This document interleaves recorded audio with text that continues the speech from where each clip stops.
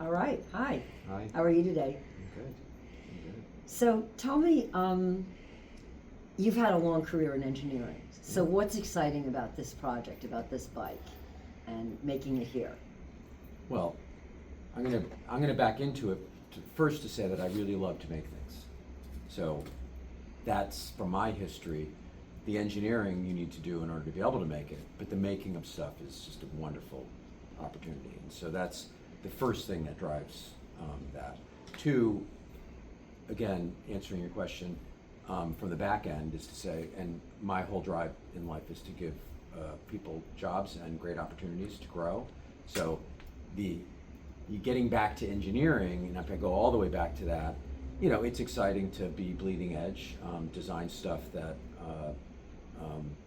it's more about creating the performance and the sustainability more than take the last nickel out of a design, because we do a lot of development in general that requires finding the last penny, and not having to do that is a wonderful, like, it frees you to be more creative and thoughtful.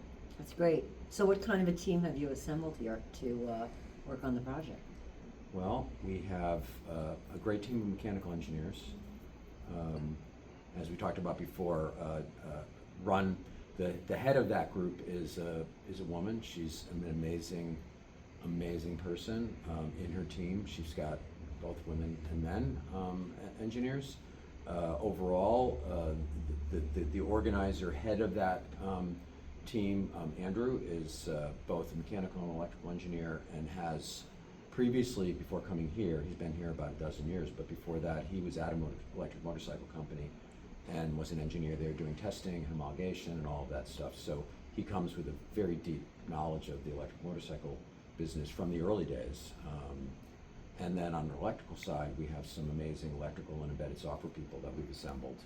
So yeah, it's having done this for a very long time, and in what we do is really hard. So you need people who are at the peak of the design and engineering world, and we've assembled those people. That's great. So you've built a lot of batteries. What's the difference? What's special about this bike, and how the batteries are built and how the bike functions? Well, the trick in motorcycles is to try to package. Batteries are heavy. They're that works extremely well in the non-mobile storage business. Works reasonably well in electric vehicles, cars, because they can carry around the extra weight. In motorcycles, the trick is to be able to get the most dense packages you can. And up to this point, worked really hard. I think the technology is moving so fast that we have to stay up with that as we continue to, continuous improvement on the products we're making. So we're going to be working at that leading edge of batteries, whether it's, solid state, to some of the new packaging concepts. We can get away with that in ways that your average electric vehicle manufacturer couldn't, because they're trying to get the absolute cost out. Again, we can be sort of at the bleeding edge of technology, and that's the goal, to continue to do that. That's great.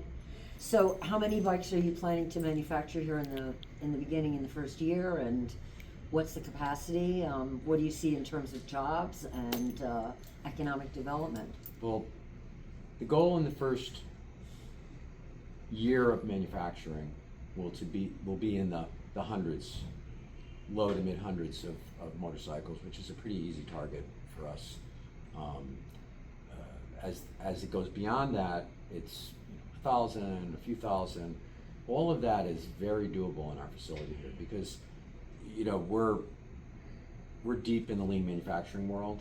So that, I don't want to say just in time, because we've kind of all got away from that a little bit with all the stuff that happened during the pandemic.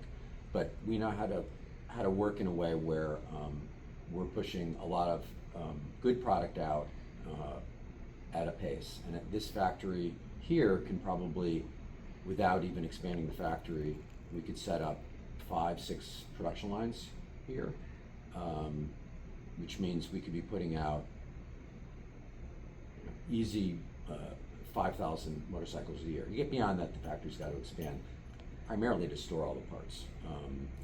But I think we have a ways to go before we will exceed the capacity of this facility, and I love that challenge when it comes. That's great. How do you feel about manufacturing a luxury brand? I think, as proven by how Tesla went at the EV market where everybody failed prior, is start out on the luxury end so you get people, early adopters. It's hard to be, when you're trying to bring a new technology in, to do it at the low end because it takes a long time to scale up. If you take the high end approach, I think you'll get the early adopters, will learn from that. A high-end brand, I love the idea of that, and I think we've had previous conversations where we talk about the goal, certainly my goal and all the companies I've set up to this point, is to make products that are iconic, that are passed down, whether it's furniture, I do furniture, my own furniture on the side, that gets away from the IKEAization of the world where you buy something and when you're done with it you throw it away. So this is a motorcycle and a motorcycle brand that I assume it's going to live. You're going to make it and people are going to pass it down to each other for 100 years. And it's a little easier to imagine in an electric motorcycle world because the motors are going to can last 1 million miles. You might at some point be changing out the battery pack, but there's no reason a motorcycle like this can't have a very long life, which is very enjoyable. If you make a very inexpensive item, people will tend to throw it away and get a new one. They don't fix them. So we much more embrace, in general, something that is not disposable. Great. So thanks so much. I'll get to talk to Marco a little bit more about legacy. Yeah, great.